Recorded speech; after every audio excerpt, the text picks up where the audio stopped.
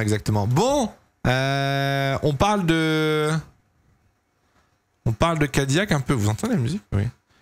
On parle de Cadillac un petit peu là, de leur annonce là. Sergio Pérez, Valtteri Bottas. Qu'est-ce qu'on en pense de ce recrutement?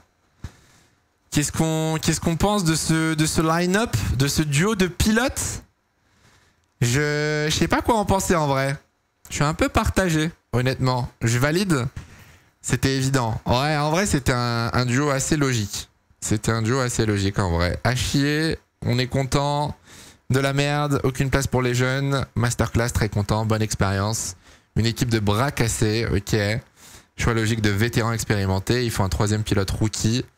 Pérez a été ramené pour l'oseille. Ok, l'argent. Bottas est là pour l'expérience. On est content que pour Bottas. Ok. Équipe de losers, etc. Moi déjà je suis curieux, tous les gens qui disent ouais c'est une honte, on a pris des anciens, on n'a pas pris des jeunes, il y avait la place pour mettre des rookies, etc. Vous auriez mis qui? Vous auriez mis qui en rookie chez Cadillac aujourd'hui? Parce qu'il faut quand même un pilote qui a de l'expérience, un pilote assez talentueux, qui a quand même un asset marketing entre guillemets. Victor Martins, non. Sargent, non. Pourchaire, non. Dune, très compliqué Dune. Ça aurait été l'un des profils qui aurait pu marcher, mais non. Howard, bah, compliqué, le mec fait pas partie de la sphère Formule 1. Palou, Palou, moi aussi j'entends hein, l'argument Palou, mais j'ai un peu du mal. Pourquoi Palou et pas Pérez ou pas Bottas?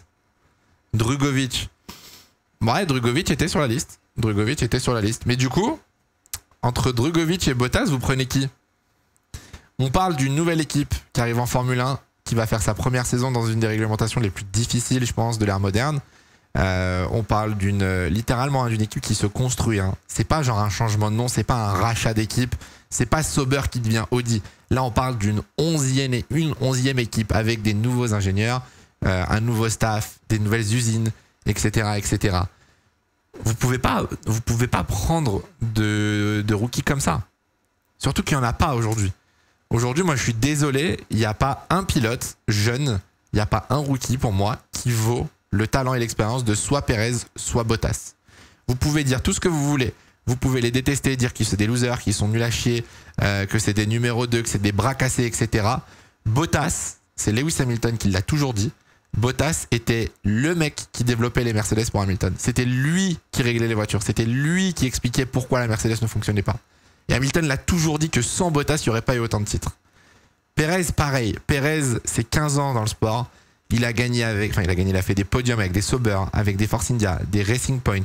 Il a fini vice-champion en 2023. Il a gagné des titres constructeurs. Il était aux côtés de Max Verstappen. Les deux mecs ont gagné des titres constructeurs. Les deux ont évolué dans des équipes qui ont gagné des titres. Ils amènent une expérience, une analyse, une expertise. Tout est bien en fait dans cette équipe. Tout est bien, mis à part le fait qu'ils ont une moyenne d'âge de 35 ans, tout est bien. En vrai, c'est ça le truc. Et je pense qu'en fait, ce qui fait chier les gens aujourd'hui, c'est que Pérez et Bottas, c'est deux pilotes qui étaient des numéros 2. Et donc, t'as l'impression d'avoir un peu ce truc de... ouais, on a mis les deux collègues là-bas, on les a mis parce qu'il fallait leur mettre un baquet en Formule 1, tu vois. Mais en vrai, de vrai, hein, le line-up est très très très bon, hein. Cadillac vont pas vouloir jouer les wins, mais le développement, donc avoir des pilotes qui ont de l'expérience, ça paraît logique. Totalement, exactement. Hein.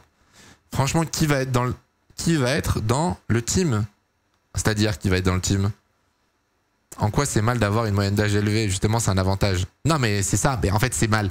J'ai pas dit que c'était mal. C'est juste qu'aujourd'hui, sur les réseaux sociaux, tu vois deux pilotes de 30 ans. Les gens, ils sont en mode « Ah, oh, c'est des vieux. » Moi aussi, pour le coup, je suis partisan d'offrir la chance aux jeunes.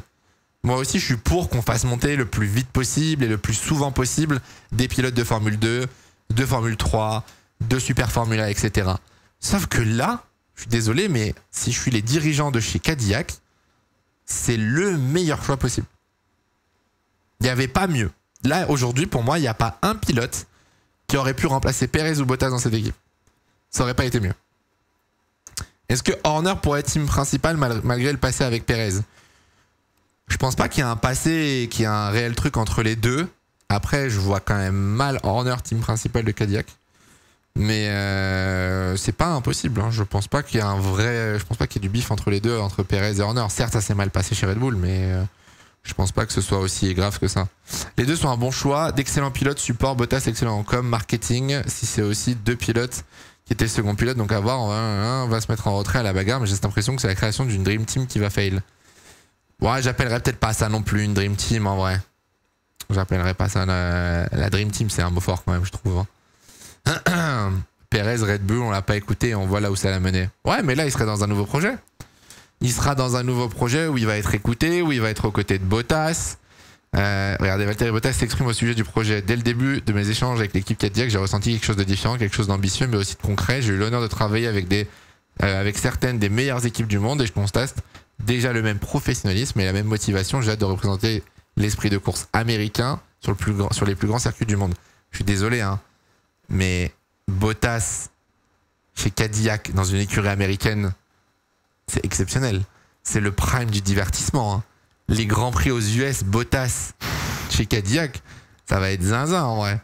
Cadillac est une marque légendaire du sport automobile américain et contribuer à l'arrivée d'une entreprise aussi exceptionnelle en Formule 1 est une immense responsabilité. Je suis convaincu de pouvoir assumer. Je suis fier de participer à un projet ambitieux et porteur depuis le début. Je suis convaincu que nous pouvons contribuer à faire de cette équipe une véritable prétendante au titre. Bon, ça, il faudra du temps. Ça, faut pas non plus s'emballer, ça va prendre un petit peu de temps. Mais non. Moi, je suis assez satisfait. J'ai hâte de voir.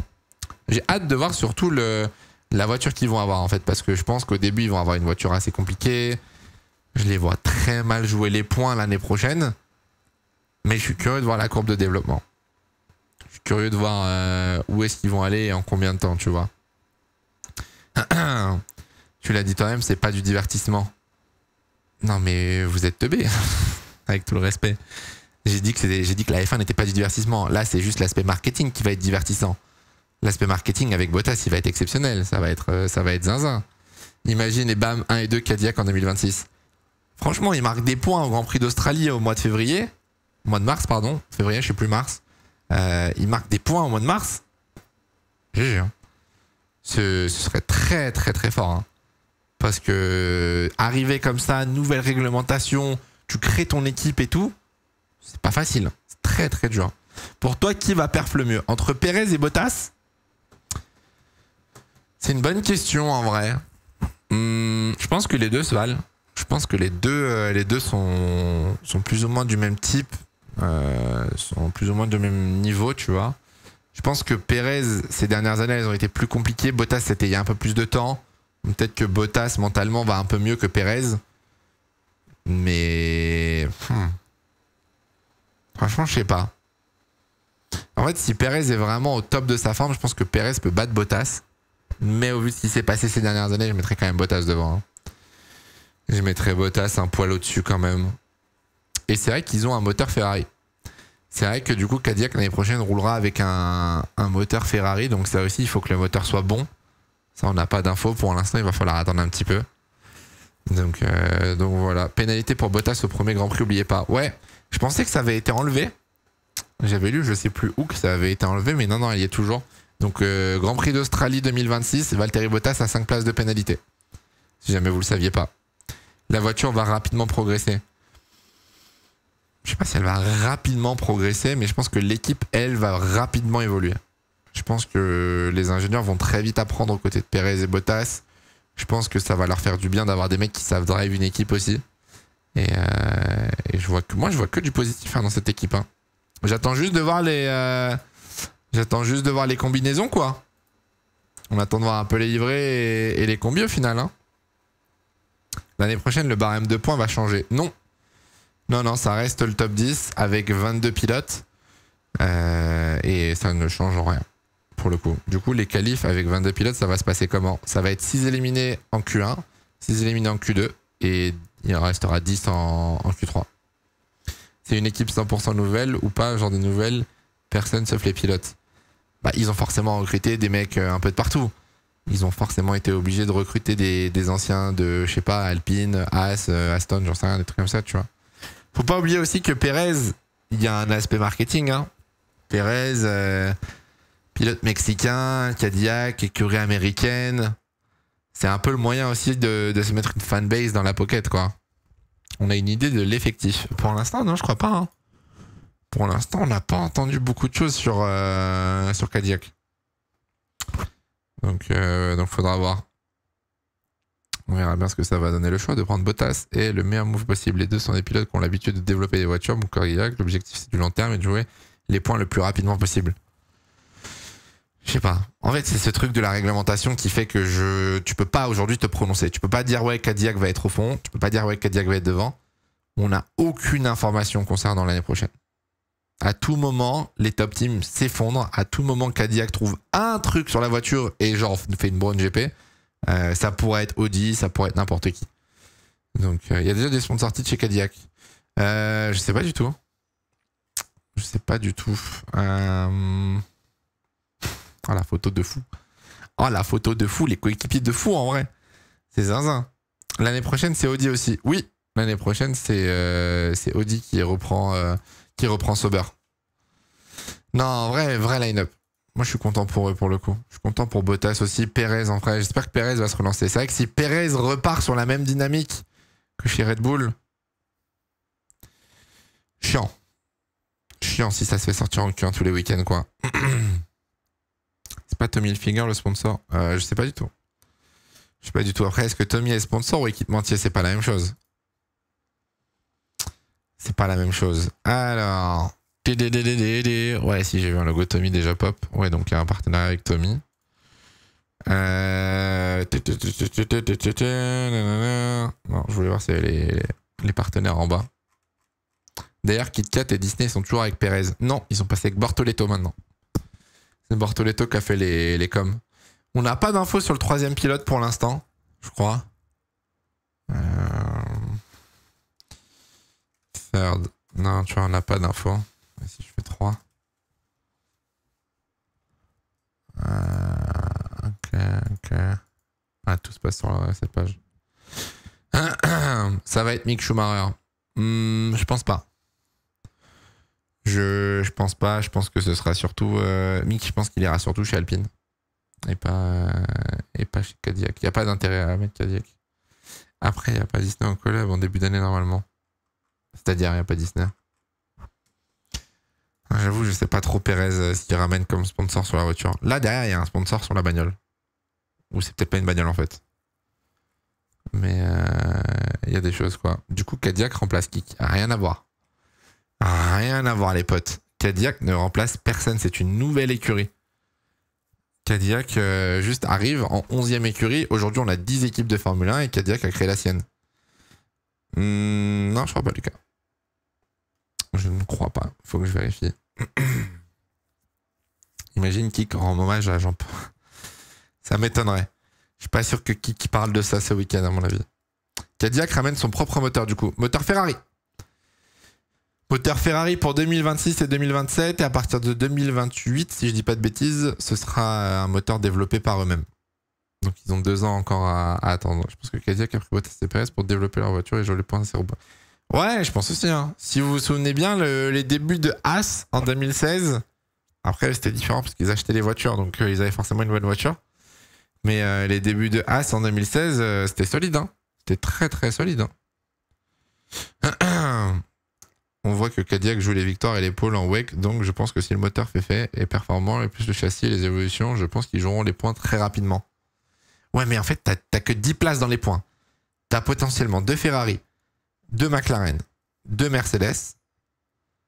Tu peux avoir Verstappen. Donc il te reste que 3 places. Presque 3 places dans les points toute la saison. Tu te rends compte? C'est dur. Hein, c'est très très dur. Hein. Et très souvent, ouais, c'est les Williams du coup qui sont dans les points. Monaco, ça va être chiant avec 22 voitures. Bah, en vrai, il y a des circuits, ouais, je me pose un peu la question niveau infrastructure et tout, comment ça va se passer. Parce que 22 voitures, quand même, faut se rendre compte, en Q1, vous imaginez un peu le secteur 3 en Q1 avec 22 voitures. Déjà que là, avec 20, on n'y arrive pas. T'en rajoutes encore 2. Ah, c'est terrible, hein. Il y aura tous les moteurs Merco déjà dans les points pour l'année pro. Je sais pas. Je sais pas si le moteur Mercedes fera la diff, si c'est la voiture en elle-même qui fera la diff. Pourquoi ça me fait ça? Attendez. Ah oui, non, c'est ça, ok, oui. Vamos. D'ailleurs, à part le moteur Mercedes pour l'année prochaine, ça donne quoi les autres? Pour l'instant, il n'y a pas trop de rumeurs. Hein. Oh, merde. Pour l'instant, je crois qu'il n'y a pas trop de rumeurs, les gars, hein, sur les voitures de l'année dernière. De l'année prochaine. J'ai pas entendu grand chose. Hein. Pour une nouvelle écurie, il n'y avait pas meilleur choix. Je suis pour le fait de donner une chance aux jeunes, mais c'est vraiment pas un bon move pour une écurie qui débarque en Formule 1. Bah, le truc, c'est que si ça se passe mal, tu peux vite cramer un jeune, quoi. Regarde, Antonelli, ça va parce qu'Antonelli, il est chouchouté, protégé, etc. Mais imaginez le cas de Antonelli dans une autre écurie. Une écurie qui vient d'arriver dans le sport. Ouais, je pense que ça grince des dents. Hein. Je pense qu'il y a des teams principaux qui seraient pas très contents.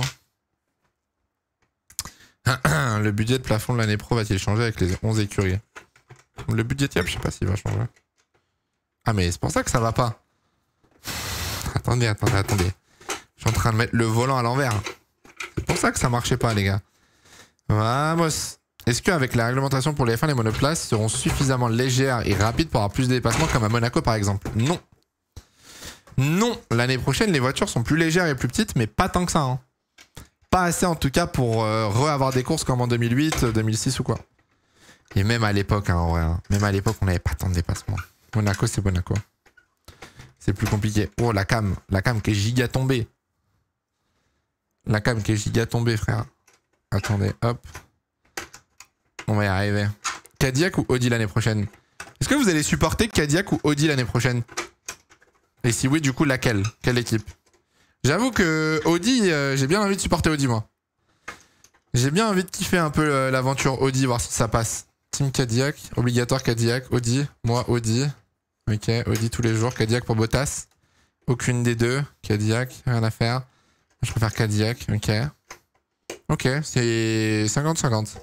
Mixed feelings. Ça se tient, en vrai les deux. Ouais non, en vrai les deux, mais moi pour le coup Audi avec Hülkenberg, Bortoleto, j'ai vraiment hâte.